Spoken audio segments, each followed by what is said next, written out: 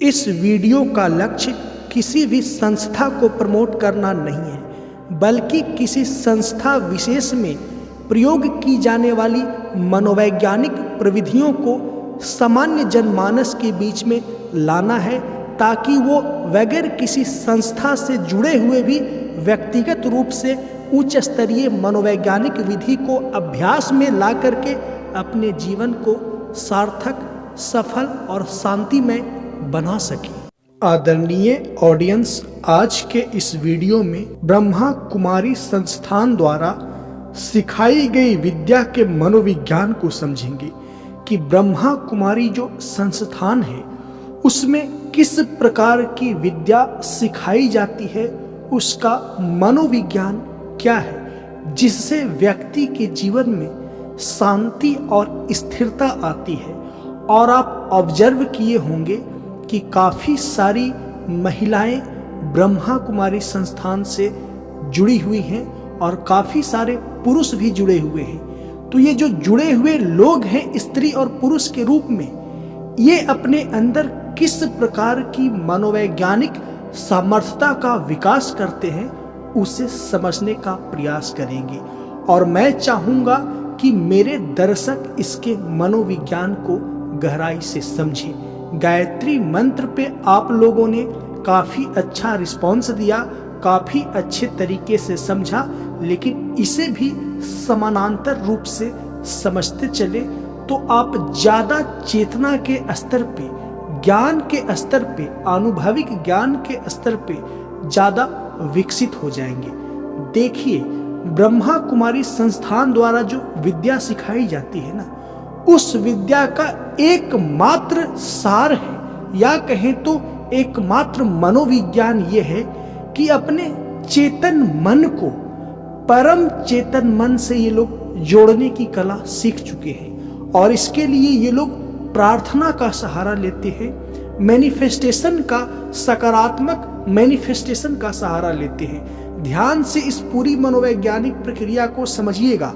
यदि आप ब्रह्मा कुमारी संस्थान से जुड़े हुए हैं तो भी ध्यान से समझिएगा, न भी जुड़े हैं तो भी ध्यान से समझिएगा, क्योंकि मैं जो समझाने वाला हूं वो आपके मन के बारे में है, मन के सामर्थ्यता के बारे में है, जो आपके जीवन में सुख और दुख, सफलता और असफलता का निर्धारण करता है। देखिए, ब्रह्मा कुमारी में ऐसे बहुत सारे सकारात्मक मैनिफेस्टेशन सिखाया जाता है, और उस मैनिफेस्टेशन में एक निश्चित भाव दशा में व्यक्ति के शरीर और मन को रखना सिखाया जाता है, जिससे व्यक्ति का चेतन मन परम चेतन मन से जुड़ जाता है। और यह एक बहुत ही मनोवैज्ञानिक प्रक्रिया है, या कहें तो उच्च स्तरीय मनोवैज्ञानिक प्रक्रिया है कि आप अपने चेतन मन को, आप अपने शरीर को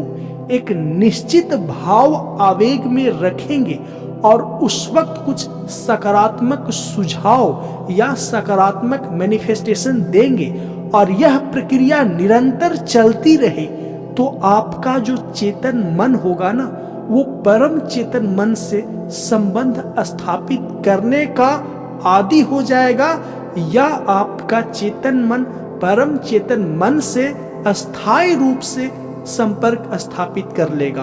और आपके जीवन में जब भी कोई समस्या आएगी, आप दुखी होंगे, आप जीवन के असफलता के कगार पे होंगे, आप कोई भी पीड़ा झेल रहे होंगे, तत्क्षण उस मैनिफेस्टेशन क्रिया से, उस सकारात्मक उद्घोषणा से गुजर करके आप अपने पीड़ित और आंदोलित मन को परम चेतन मन से जोड़ देते हैं। तो परम चेतन मन का प्रवाह आप में प्रवाहित होने लगता है और आप पुनः सकारात्मक होने लगते हैं।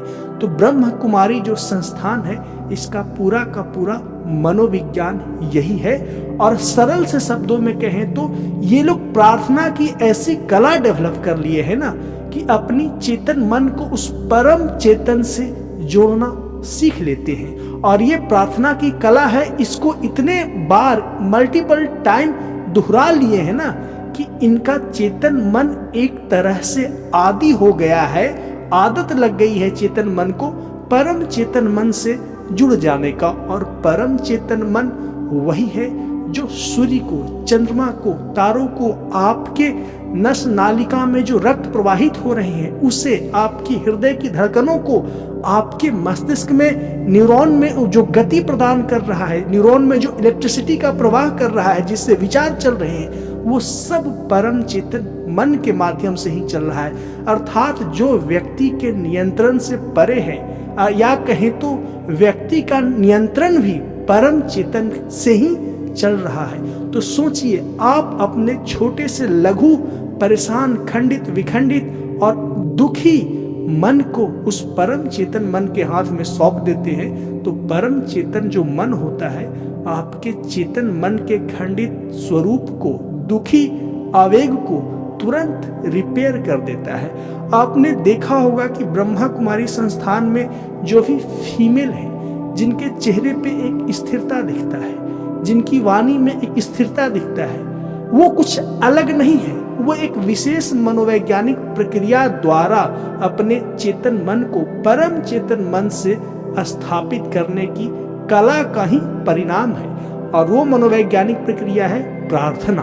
और ब्रह्मा कुमारी संस्थान में प्रार्थना का काफी ज्यादा मूल्य है। प्रार्थना के साथ साथ कुछ सूक्ष्म शारीरिक यौगिक क्रियाओं का भी उसमें योग है, संयोग है, ताकि आप अपने चेतन मन को इस भाव दशा, इस स्थिति में ले जा सके कि वो परम चेतन से जुड़ जाए। तो मैं तो कहूंगा कि आम इंसान भी ब्रह्म कुमारी संस्थान से जुड़े या ना जुड़े, लेकिन उसकी विद्या का प्रयोग करके अपने जीवन में सुख, शांति, समृद्धि और स्थिरता ला सकते हैं। अब जरा इसके प्रैक्टिकल एस्पेक्ट को समझिए। एक व्यक्ति परेशान क्यों होता है? क्योंकि वह चेतन रूप से सदैव नकारात्मक आवेग से प्रभावित होते रहता है। आप अपने आप को ऑब्जर्व करेंगे तो आपके मन में विचार, आपके मन में कल्पना, आपके मन में जो इच्छाएं उठ रही होती है वो इतने नकारात्मकता से भरी होती है ना कि आपका चेतन मन नकारात्मक शक्तियों से संबंध स्थापित करने का आदी हो जाता है।